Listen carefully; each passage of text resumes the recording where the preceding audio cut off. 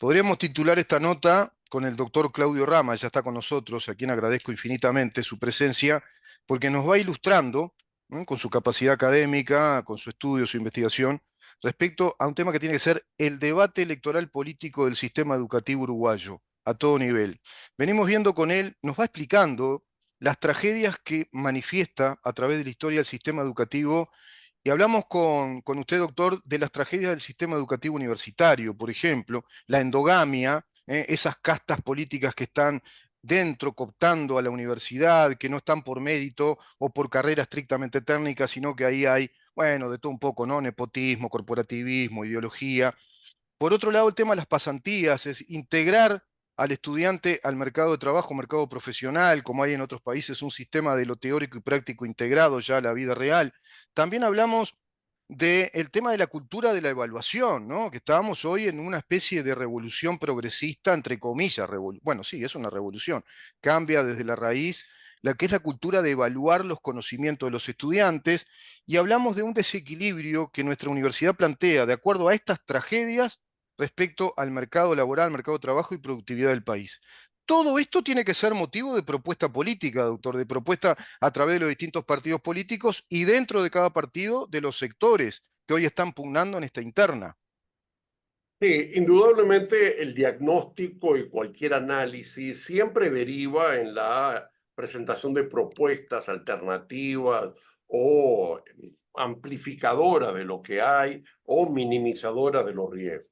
Mm, Y eso es en el ámbito de un sistema político el momento electoral. El claro. momento electoral es un momento más álgido de los diagnósticos, de las propuestas y de las miradas del futuro, así como también de la revisión de las miradas y los problemas del pasado. Este es un poco el contexto de lo que hay en el país hoy, Mm, ese mm, diagnóstico de qué ha pasado mm. y ante ese diagnóstico de qué ha pasado, cómo los actores políticos se están planteando en materia educativa de plantear soluciones, problemas, abandonar lo que ha sido hecho.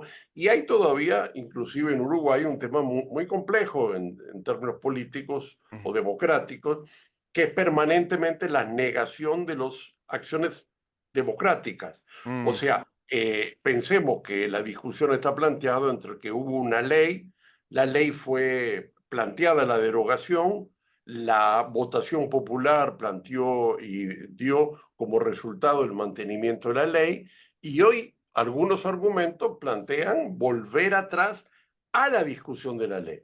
Esto lo hemos visto en Uruguay con el tema del voto extranacional fuera del territorio nacional, mm, lo hemos visto sin duda con los temas de la ley de caducidad, mm. que hay permanentemente un escenario en el cual se convoca a la democracia y no se aceptan las conclusiones de lo que el voto popular o la designación plebiscitaria nacional.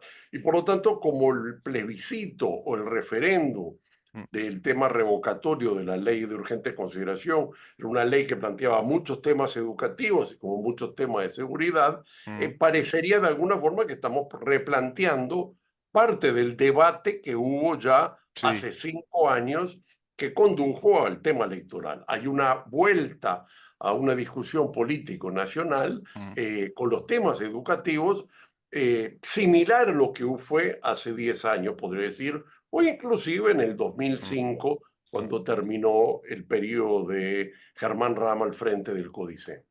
Doctor, en ese sentido, usted ahí apunta a hechos que nos dan la pauta de una recurrente práctica, a mi criterio, violenta contra nuestras instituciones republicanas, porque se ha planteado, como con la ley de caducidad, lo mismo con la ley de urgente consideración, bueno, apelar a las mayorías a través de las vías directas, del recurso, de los recursos tanto del plebiscito como del referéndum, ante dos leyes que no son pasibles de ser recurribles. La ley de urgente consideración, como una ley de reforma de la seguridad social, y la ley presupuestal, lo dice claramente la Constitución, son prerrogativa del Ejecutivo y no son pasibles de ser recurribles, no pueden ser sometidas a ningún recurso.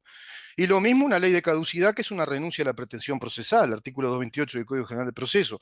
Sin embargo, hay una fuerza política en el Uruguay que violenta, va forzando recurrentemente a la institucionalidad del Estado de Derecho Constitucional. Todo un tema que sería para hablarlo en otro momento con usted.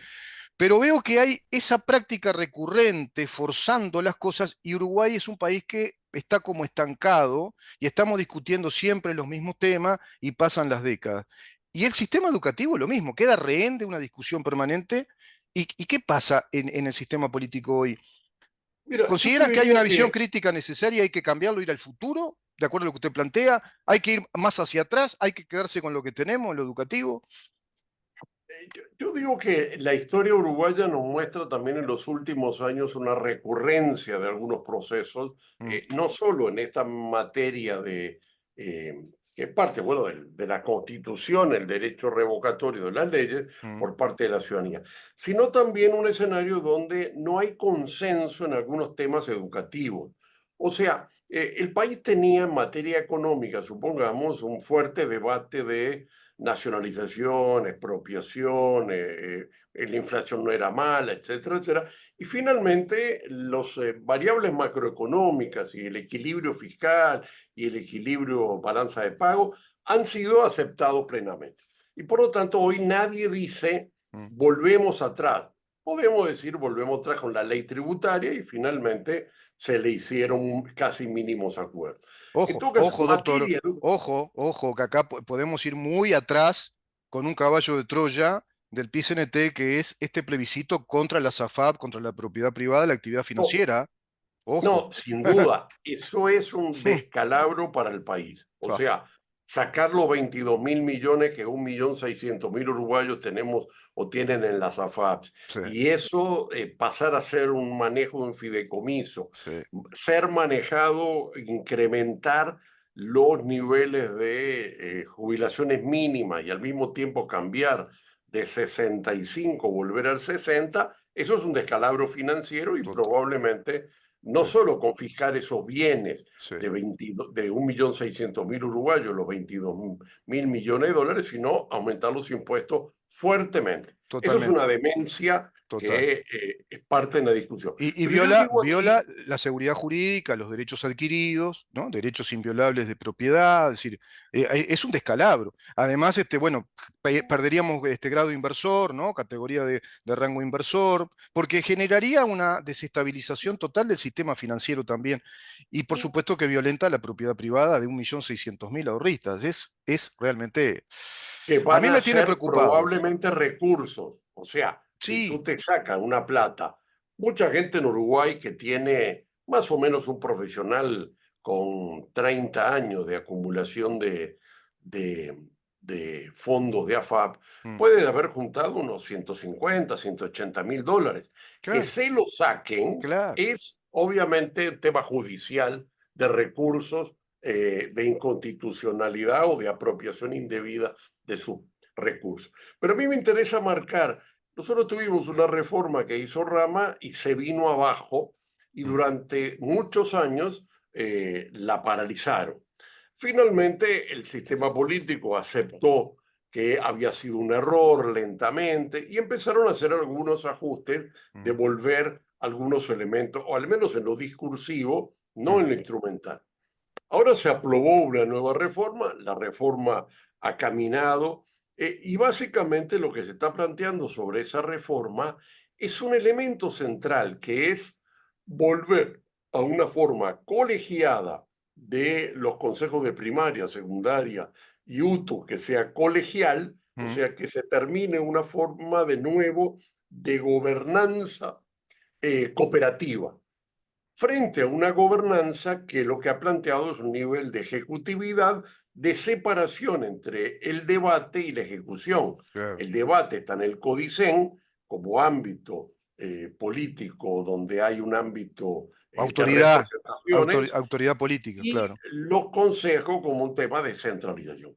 Y se vuelve a hacer la agenda Mm, y el Frente Amplio, en el programa del Frente Amplio, el tema central es ese. sí, Es más allá de sí, algunas decorados de que debería de haber no tanto enfoque por competencia, lo central no tienen un argumento de una perspectiva de futuro, sino volver al pasado específicamente en mm, un tema del poder. La exacto. educación es una lucha por el poder la educación no está planteada como un tema de niveles de calidad, de cobertura, de equidad o de formación, sino que el tema central es la lucha por el poder. Sin La duda, lucha por el porque poder. la educación es un bastión de lucha revolucionaria, incluso para las organizaciones de izquierda marxistas, y ahí lo que plantean es el cogobierno, ¿no? Integrar los sindicatos de los funcionarios públicos de la enseñanza.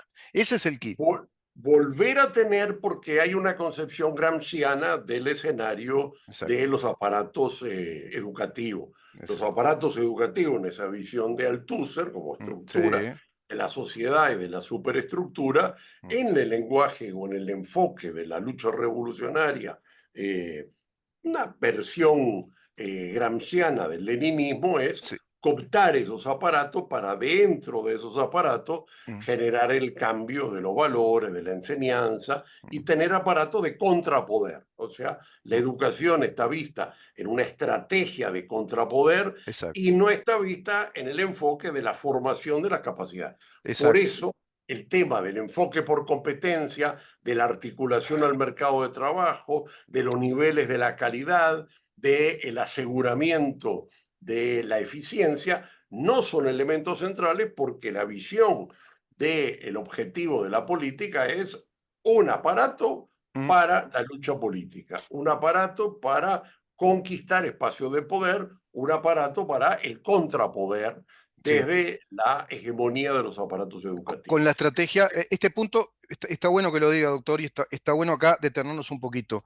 Este punto, que es la estrategia gramsciana, también la estrategia bueno, que planteó Althusser, que es abordar la superestructura, ¿no? La estrategia superestructural de la revolución marxista y no la infraestructura, que era lo que planteaba Marx con su clasicismo revolucionario, que era derribar la propiedad privada de los medios de producción y también la estructura del Estado, que era la estructura representativa, el poder legislativo, que también lo han hecho, ¿no? Han convertido el poder legislativo no en una usina generadora de Estado de Derecho, sino de un modelo ideológico de Estado social. Ahora, Sí, ese tema, yo lo quiero llevar acá.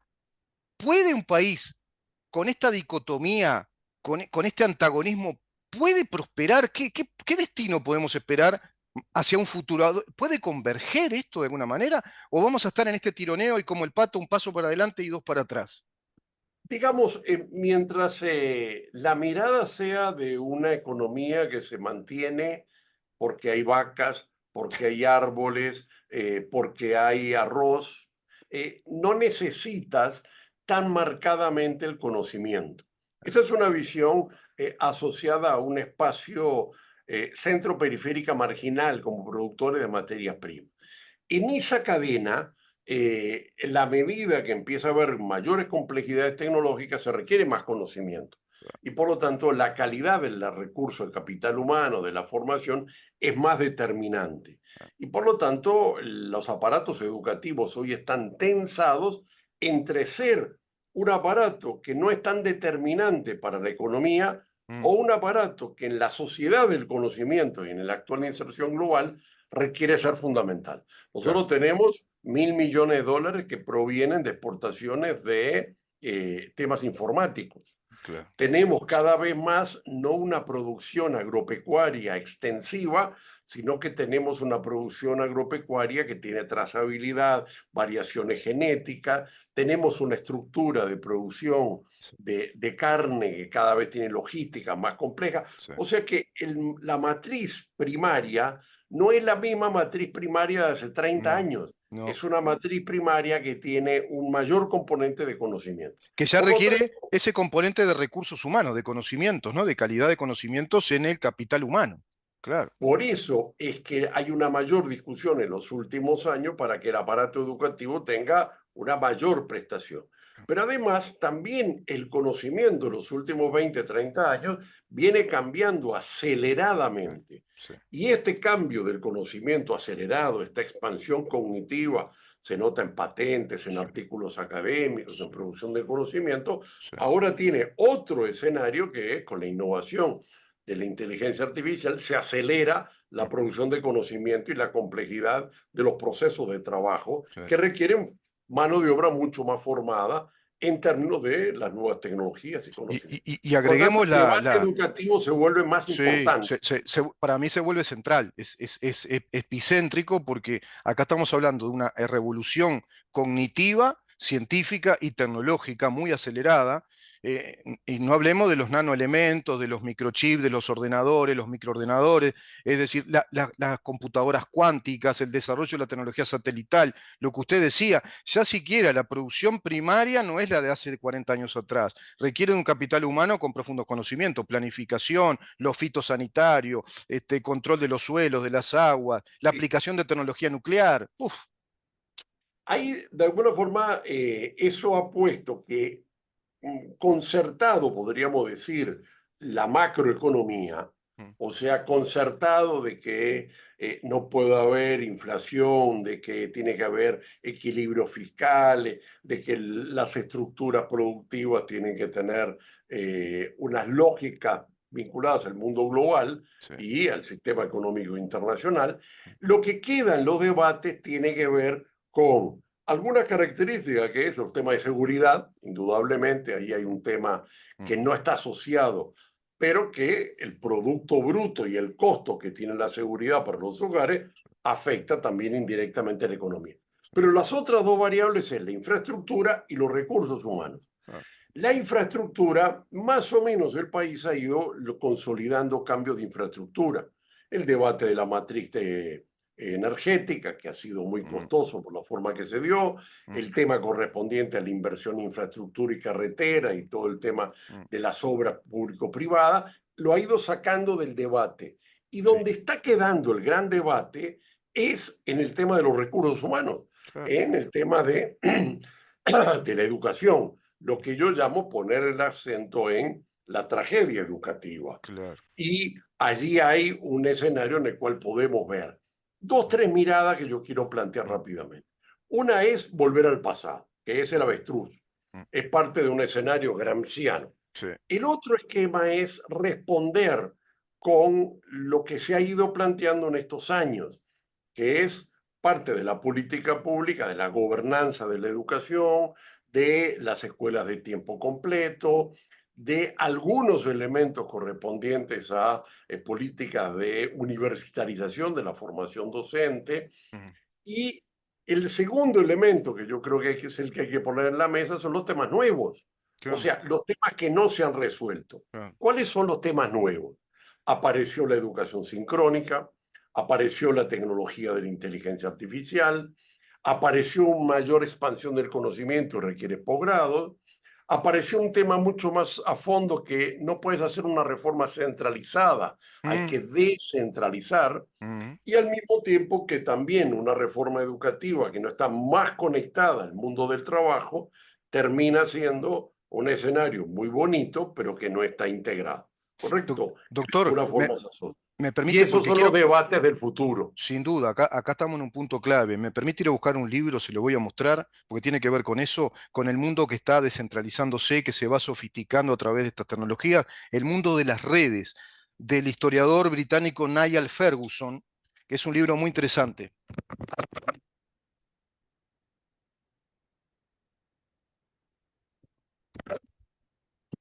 Muy breve, simplemente para indicar, Niall Ferguson, este libro, La Plaza y la Torre, plantea el papel de las redes en la historia, el papel oculto a través de la historia, hace una erudición impecable, pero nos habla de que estamos en un mundo de redes de poder político, de redes de Internet, de redes sociales, de redes corporativas empresariales. Todo se está tejiendo a través de redes de acción que hay que saber contextualizar. Y por supuesto, precipitado esto desde estas revoluciones tecnológicas, ¿no?, que usted está planteando. Y ahí se plantea esa necesidad de un sistema educativo que trate de desembarazarnos o sacarnos de ese ir para atrás con la propuesta gramsciana y de plantear, bueno, recursos humanos, educar a la población para que esté capacitada al mundo global de los mercados, al desarrollo económico, tecnológico, científico, pero también al desarrollo personal y una sociedad que se haga más pacífica, más abocada al trabajo, a la creatividad y no a la pugna ideológica. Sí, yo quisiera reforzar un poco eso que tú planteaste del tema de redes. mm, De los autores más interesantes en esta materia, que dedicó dos libros, tres libros importantes, que es Castells. mm. Castells analizó en la sociedad del conocimiento cómo existen redes toda la vida. Claro, Las redes de esclavos, las redes del comercio triangular, las redes industriales y hoy en las redes digitales. Eso lo plantea también muy bien en un libro posterior a esos tres, que es la galaxia Internet. La, galaxia digital. claro. Es una lógica. Y eso implica un cambio en la lógica educativa. ¿Qué significa? Nosotros teníamos un modelo de gestión piramidal, que es las redes eran de arriba abajo. Y ahora se está en un marco de sociedad que es de la sociedad en red y el sistema educativo en red, Mm, que es un sistema mucho más de mallas trazadas. mm, Cuando nosotros decimos la descentralización, es pasar de un sistema educativo piramidal y centralizado mm, a un sistema educativo en red, mm, en el cual las unidades son nodos de una red y no sucursales dependientes de la cabeza central. mm. Esto implica en la asignación de factores, en la formulación de política, en el manejo de los recursos, en las selecciones de los procesos, en la autonomía de los niveles de la gestión. Hemos avanzado y hay una discusión de la descentralización, que los profesores puedan elegir un poco más de horas, pero pasar de uno a Mm, dos es tanta revolución, no es nada. claro. Al mismo tiempo, también el tema de una mayor autonomía de los centros educativos. Y yo creo que ya llega tiempo de poner en la mesa la educación en red, la descentralización y darle a una mirada nacional muy bareliana, muy centralista del currículum nacional, de la gestión nacional, un escenario de valorización de los niveles de autonomía, de la departamentalización, de la regionalización. Esto lo hizo España cuando salió de la dictadura, que puso las universidades y los ámbitos educativos hacia las autonomías. Mm. Lo hizo Argentina, en el cual la educación media y secundaria y también la terciaria docente están controladas y están autonomizadas o están regionalizadas en las provincias. Lo Mm, tiene México, sin duda, que es un país mucho más federal o federal constitucionalmente mm. en relación al peso de los estados en la regulación educativa. O sea, la descentralización educativa, no digamos Estados Unidos, un país federal, Sí, estamos pero cada hablando, vez más claro. todos los países. Esta semana en Italia se aprobó una norma por lo cual contribuye a un mayor nivel de descentralización. Y esa es parte de una agenda que nosotros tenemos. O sea, no sabemos bien que no tiene nada que ver Artigas con Colonia, ni Paysandú con Claro. Villadero. Son muchas sociedades que tenemos aquí adentro. El desarrollo en los Do- últimos años ha sí. hecho, bueno, que ahora Fraiventos tiene un modelo de desarrollo, Mm, Tacuarembó empieza a tener otro. mm, La sociedad es mucho más diferenciada y sí. requiere niveles de formación, de recursos y de capacidades. O sea, a la agenda de poner la mesa, la búsqueda de descentralización de la educación. No sé si será Doctor, en la primaria o en la claro, secundaria, pero nosotros tenemos que encarar que sí, muchas de las infraestructuras de sí, funcionamiento claro. no pueden ser resueltas solo desde Montevideo. Ese aspecto de la descentralización en este mundo de redes y contextualizando distintas regiones, ¿tiene que ver con lo operativo? ¿Es lo operativo? ¿Es la forma de estructurar la organización de esos centros de enseñanza? Porque voy a otra pregunta. ¿Se puede hablar de descentralizar, por ejemplo, principios rectores de la educación? ¿Se puede hablar, por Digamos, ejemplo, se podría prescindir, sería viable un país si prescinde del principio de la laicidad en la educación, por ejemplo? Y en materia de contenidos, ¿no hay que uniformizar la capacidad técnica de un historiador, de un ingeniero, que tengan una formación muy similar? digamos, el debate de la descentralización Ujú. probablemente fue muy marcado en la Unión Soviética. La Unión Soviética tenía un programa en el cual desde Vladivostok hasta Leningrado era el mismo programa. Y ese ha sido su fracaso. Europa ha ido construyendo una regionalización con los enfoques por competencia. No importa si el currículum es igual, Ah, sino que tú sepas hacer lo mismo. claro, No importa que tú tengas asignaturas y componentes diferenciados. Entonces, este tema es cómo se hacen los equilibrios. exacto. Es obvio que en la España del siglo XV, que establecía en Salamanca los currículums de todas las Claro, universidades que ellos crearon en América Latina, era claro, otro enfoque. claro, Pero no podemos tener un modelo de Vladivostok, que todos claro. los abogados, los especialistas, sean iguales. Aún en un país pequeño, Mm. la diferenciación, la regionalización, eso no significa que el 100%, eso es en materia curricular. En materia operativa, Y y diferencia eso es también lo un tema, privado de lo público, ¿verdad? O sea, libera no, no también al importa. mercado privado de la educación. No, no, no importa. Digamos, Mm, me pasó mucho, un tiempo que estaba en Rivera mm, eh, con el intendente en su momento y se le había quemado a la ANEP el liceo y él no podía arreglarlo y tenía todos los días líos estudiantiles mm, porque las licitaciones eran de Montevideo y él no podía ni pagar porque claro, tampoco le podían devolver la plata, no podía hacer nada, claro, pero tenía enfrente de la intendencia, Magno Osorio tenía los conflictos estudiantiles no pudiendo resolver. Entonces, en lo operativo es un tema, sí, sí, en sí, lo curricular es otro tema, claro, en la estructura de redes, sin duda que es otra lógica. Lo que tú no puedes tener es todo centralizado. claro. Yo creo que el país ha empezado lentamente a la regionalización, Mm, pero tenemos que entrar. Y esa es una de las miradas desde la precandidatura de Tabaré Viera, hemos analizado ampliamente. La relación con el mercado de trabajo, con la formación y la articulación y pasantías y prácticas, también contribuye a descentralizar, claro, también contribuye a darle más flexibilidad a los procesos educativos, a darle más diversidades a las estructuras de gestión y a las estructuras curriculares. sí, Nosotros no es que estamos en el Varela de 1870, pero el país tiene una centralización muy fuerte, excesiva, y mm, que deja de ser pertinente. Y mm. hoy la descentralización, las teorías modernas, es el empoderamiento, es transferir poder, no transferir Poder, meramente poder de manejo, gestión, ¿verdad? Poder de gestión, poder de descentralizar la gestión, capacidad poder. administrativa, claro, claro, claro. Es, de alguna forma es también en el desarrollo económico del interior, es tener construcciones de poder. O Exacto. sea, que la empresa pueda resolver con la UTU o con tal institución educativa procesos de acuerdo en forma más Más flexible. flexible, crear un Y campus de investigación, por ejemplo, tecnológica e innovación, y son polos de desarrollo a nivel regional también.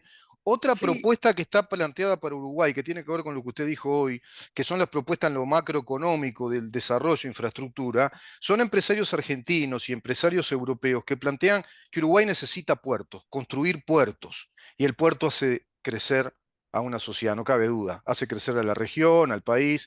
Inclusive se puede hablar hasta de astilleros, ¿no? Industria marítima, inclusive. Qué sí, tema, ¿eh? Porque eso concentra no cuánta solo, necesidad de conocimiento.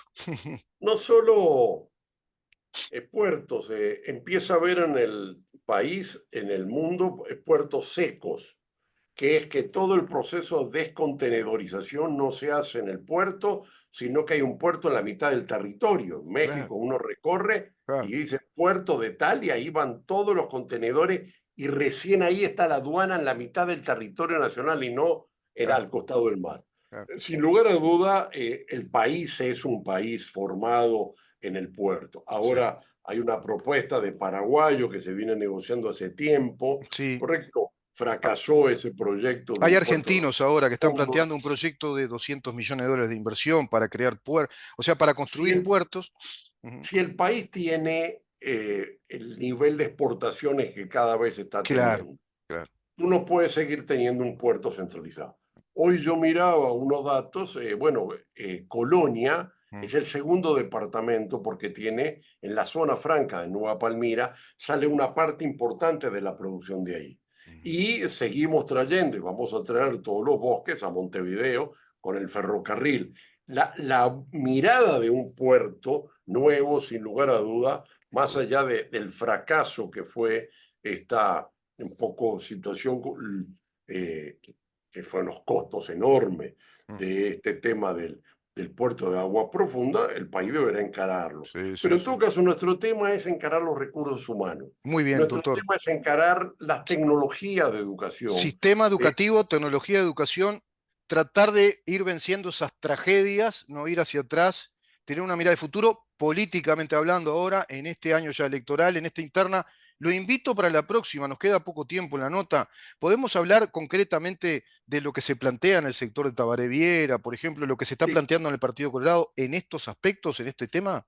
sí, mira, hay un escenario fuerte de la educación virtual, del proyecto de ley de la creación de una universidad virtual, del bachillerato virtual, de trabajar más con Ceibal y de las tecnologías de comunicación. Es un núcleo importante. Perfecto. El segundo núcleo importante es que los docentes tienen que tener el país posgrado, maestrías y doctorados, es un tema de formación. Mm, No puedes tener los docentes con los niveles de formación, eso es un tema permanente en discusión. claro. El tercer elemento, que ya lo ha planteado tanto la candidatura de Robert Silva como la candidatura de Tabaré Viera, como estamos trabajando, que es el tema de la regulación de la educación superior. O sea, necesita un sistema de educación superior Mm, que establezca parámetros, estándares, que no permita estas cosas de polizontes o endogámicos y que de alguna forma genere estándares.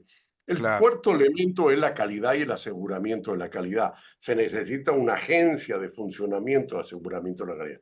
Más allá de estándares mínimos, se necesitan también estándares de alta calidad. Bien. Y finalmente, lo que estamos planteando es también el tema de investigación. Llegar al 1%, pero no con gasto público, Mm. porque ese es el mayor fracaso en todas partes. Se necesita que el sector privado, como acontece en Estados Unidos, en Europa y en los países que están impulsando la ciencia y la tecnología, Lo plantea mi destine ley el ahora uno por eso. ciento con Claro, exoneraciones, claro. contribuciones, sponsoreo, patrocinio. Hay todo un tema impositivo para canalizar y no meramente con un incremento que no tenga una contraprestación en la articulación entre Claro. educación y trabajo. El presupuesto es la base de la eficiencia, ¿no? Presupuestar más a lo que se va mostrando más eficiente como sistema universitario. No, Es un no planteo que se está solo, dando a nivel mundial, ¿no?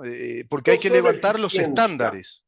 no Mm, solo eficiencia, sino que un gran físico, Sábato, el argentino, mm, planteó hace muchos años lo que fue el triángulo mm. y que hoy es un tema mundial. No existe creación de conocimiento si no está el mercado, la academia, el Estado Claro, juntos. claro, O claro. sea, no es recursos públicos puestos en la No, academia que es lo que claro. da resultado, sino una articulación. Y la articulación se da a través de sistemas de exoneración, patrocinio, sponsoreo, fondos concursables, niveles de competencia, carreras de Integrar.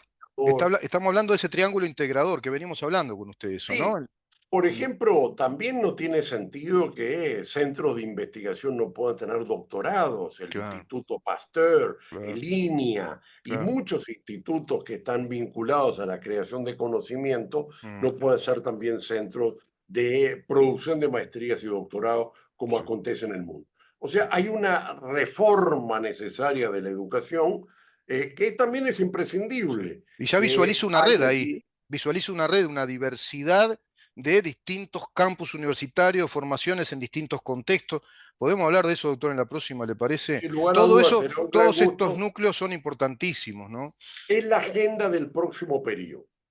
Esperemos Y que de cómo Gramsci se va a no, hacer. que no Porque, triunfe Antonio Gramsci. Esperemos, esperemos.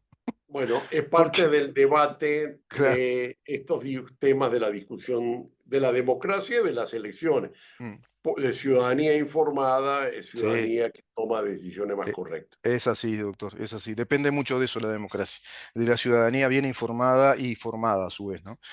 Nos vemos en la próxima, ¿le parece? Y seguimos conversando este Será un tema. gran gusto estar contigo, Rubén. Te Muchísimo, agradezco mucho la gentileza, la invitación. por favor, gracias a usted, doctor. El doctor Claudio Rama conversando con nosotros un tema epicéntrico, fundamental para el desarrollo del país, ¿eh? El tema educativo, sistema educativo, sus tragedias y cómo superar todas esas tragedias en una investigación enorme que viene desarrollando el doctor hace mucho tiempo y va actualizando ahora, trabajando ya con los equipos de Tabaré Viera y dentro de los equipos del Partido Colorado. Vamos a una pausa y continuamos.